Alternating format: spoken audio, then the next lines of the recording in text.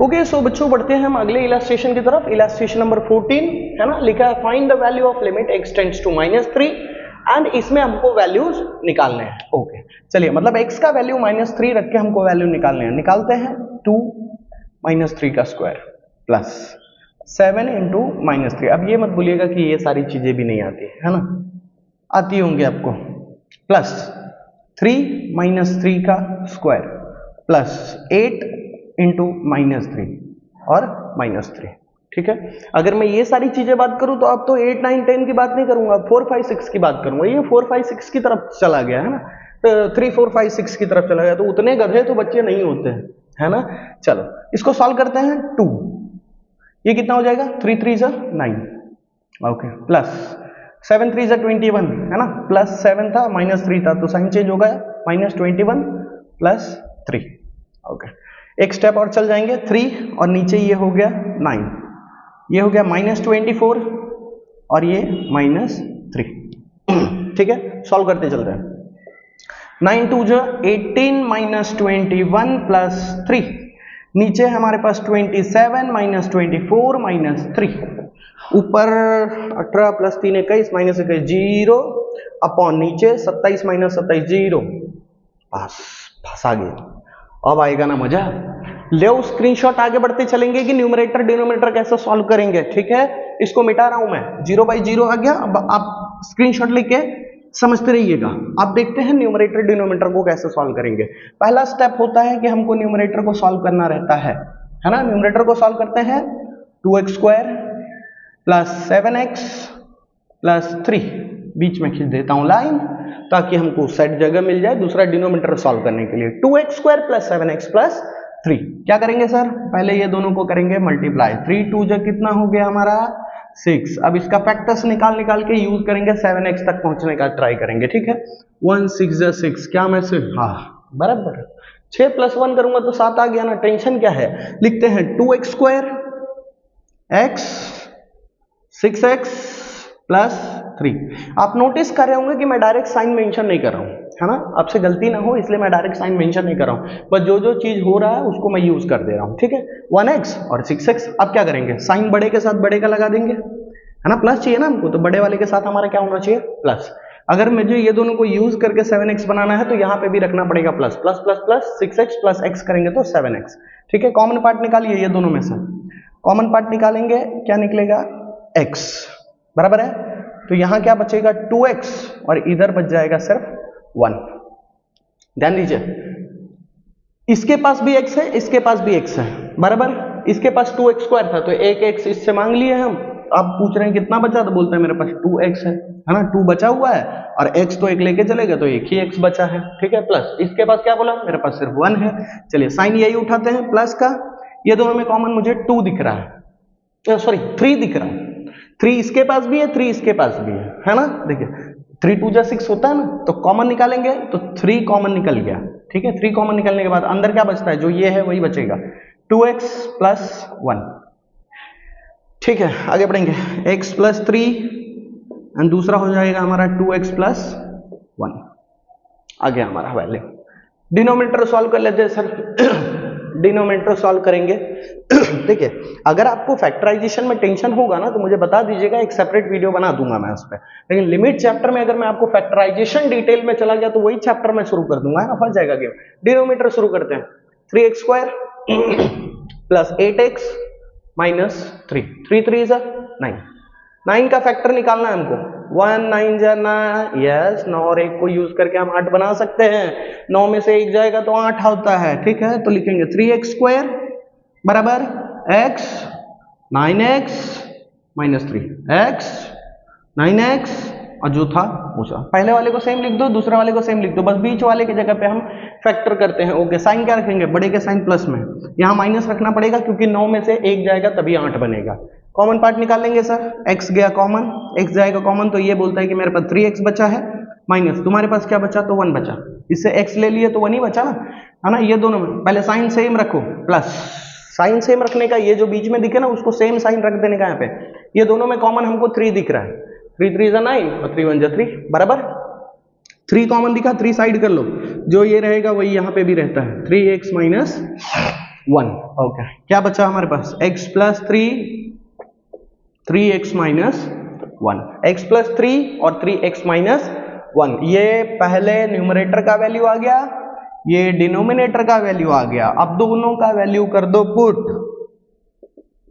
दोनों का वैल्यू करेंगे पुट। यहां पे नीचे साइड लिखते हैं x plus 3 into 2x plus 1, x plus 3 to 3x minus 1। देखो पकड़ा गया। जीरो वाले पर्सन को पकड़ने में बहुत मेहनत लगता है बाबू, है ना। आप जीरो हो तो रहे हो लेकिन कैसे हो रहे हो नहीं पता चलता, उसके लिए आपको एनालाइज करना पड़ेगा। ये देखो ना कितना बड़ा झंझट करना पड़ा तब पता चला जीरो ये है। चलो इसको जिंदगी से काट देते हैं तो वैल्यू देखो अब जीरो नहीं रहेगा। 2x plus 1 upon 3x minus 1 जो वैल्यू है उसमें अब वैल्यू पुट करके देखो -3 को पुट करेंगे। 2 इंटू -3 प्लस 1, 3 इंटू -3 माइनस 1, 3 2 जा 6, -6 प्लस 1 हो गया ये, और नीचे 3 3 जा 9, -9 माइनस 1 हो गया।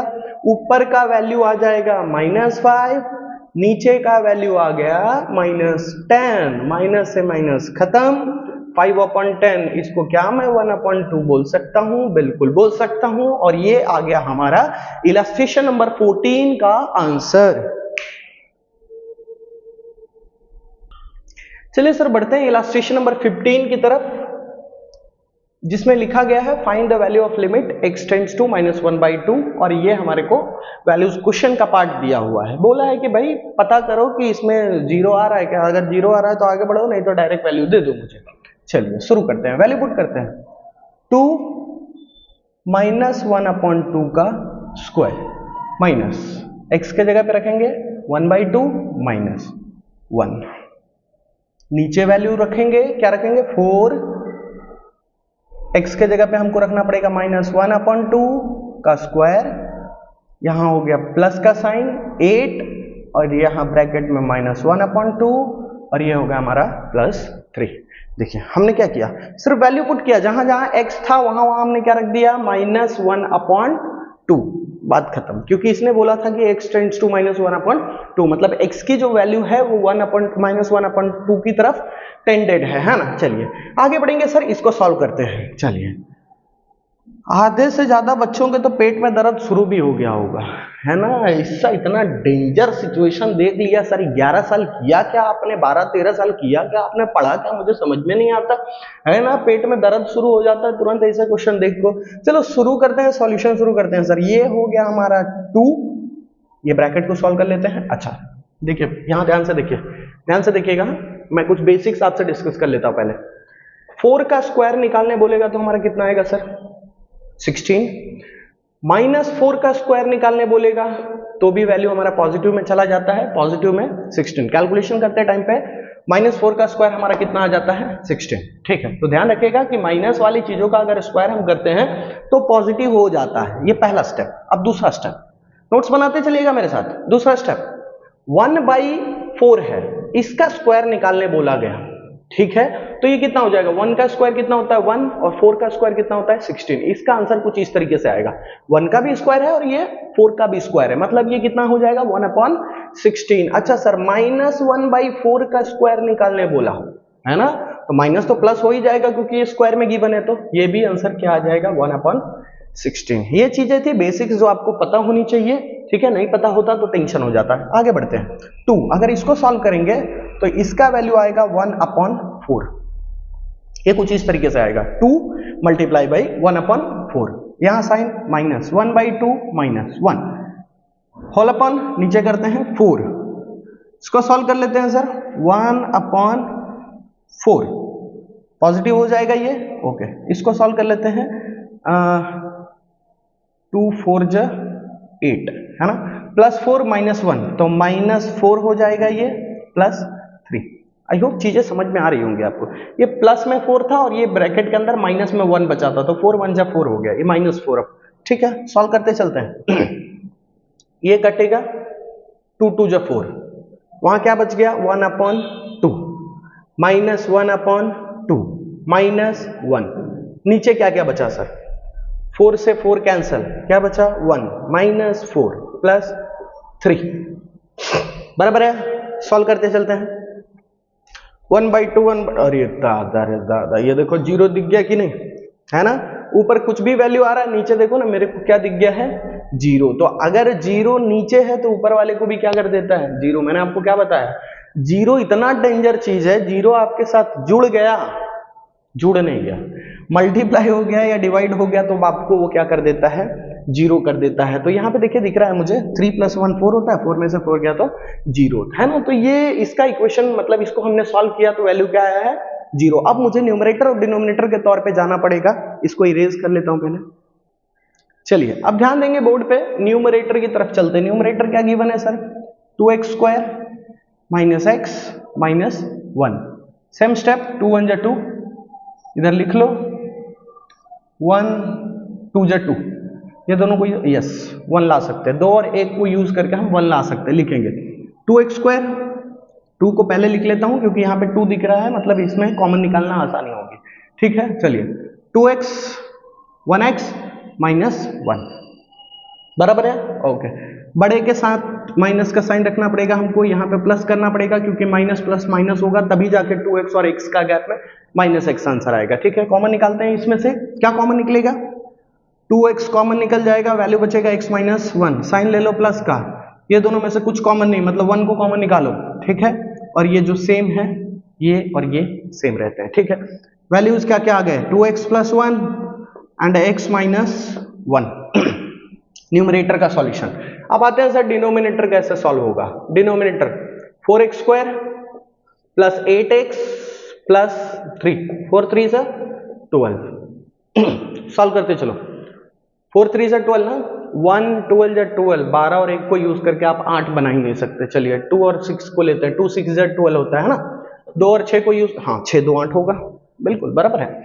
4x² बराबर 2x 3x + 3, 3x मैं पहले भी लिख सकता था लेकिन कॉमन निकालने में टेंशन होता है, इसीलिए मैंने 2x को पहले लिखा, 3x को बाद लिखा, सॉरी 6x है ना, 6x था ना, 2x और 6x, ओके।